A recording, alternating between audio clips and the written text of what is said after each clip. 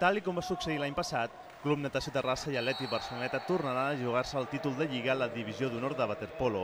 L'equip de Daninar ha sorprès aquest dissabte al Club Natació Barcelona guanyant-lo a la seva piscina per 5 gols a 8 en el segon partit de l'eliminatòria de semifinals.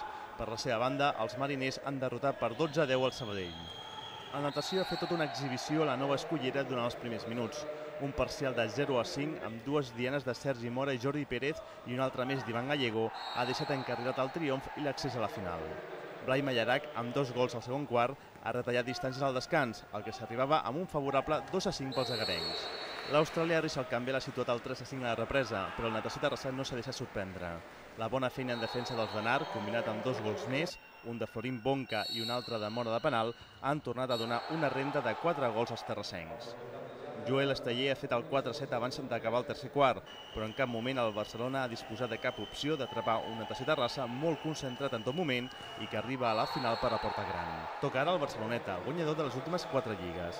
El primer partit de l'eliminatòria aquest dimecres, a partir de 3:15 a la piscina de l'àrea olímpica.